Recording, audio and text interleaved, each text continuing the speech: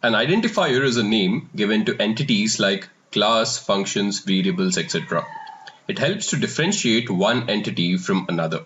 In this brief video, we'll go through the concept of Python identifiers.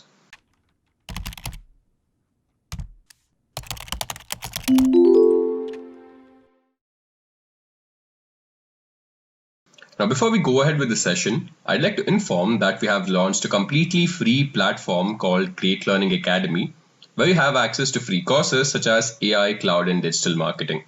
You can check out the details in the description below.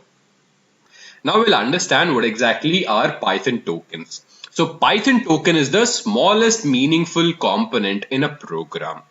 So when you combine all of these Python tokens together, that is when you get your final Python code. So the basic Python tokens are keywords, identifiers, literals, and operators. So we have already worked with operators, which were one of the tokens in Python. Now we'll go ahead and understand what are keywords, identifiers, and literals. So we'll start with Python keywords. Python keywords, as it is stated, are special reserved words.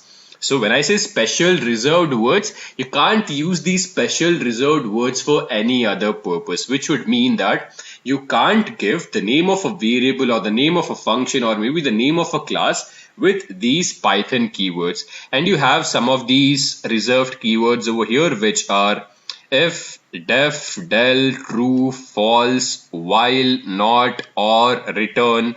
So these are some of the Python keywords. Now let me just show you how to use these.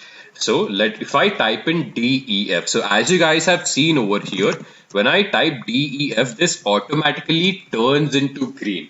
So Python interpreter recognizes this word def as a keyword. Now let's say if I try to store something in this def is equal to 10, I get an error. Because since this is a keyword, I can't use this as a variable. Similarly, let's say if I have if again is a keyword, and that is why this turns into green. Then we have something called as identifiers. So identifiers are basically the names used for variables, functions, or objects. So till now we had created some variables called as var1 or num1 or log1. So those all are identifiers. So the names which you give to the variables, functions, or objects are known as the identifiers. So let's say if you have a person and the name of that person is Arjun or Sam or Matt.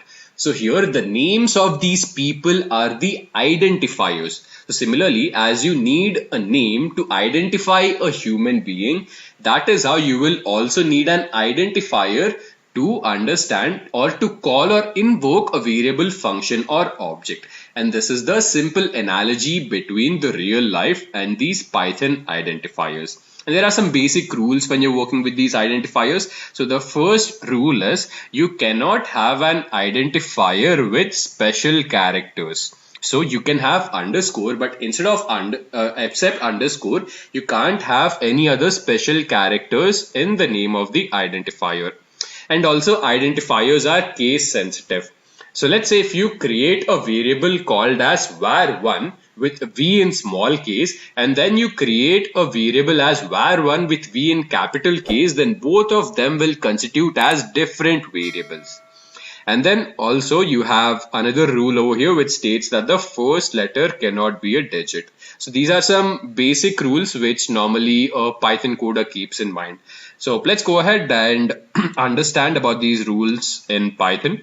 So I have told you guys that special characters cannot be used in the name. So let's say if I have J% and I have this over here, and if I try to store the value 10 inside this, let me click on run. So you see that we have a syntax error over here. Similarly, what I'll do is I'll have a variable called as n1, and inside n1 I'll store the value 10.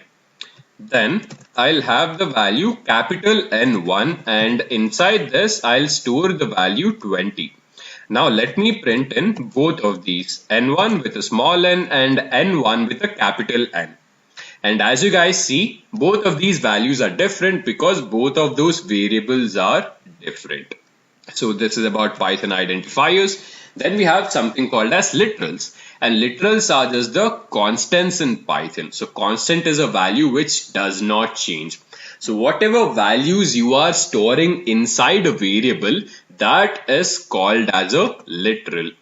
So here, when you're storing 10 into n1, 10 would be literal. Similarly, when you're storing the value 20 into n1, 20 would be your literal.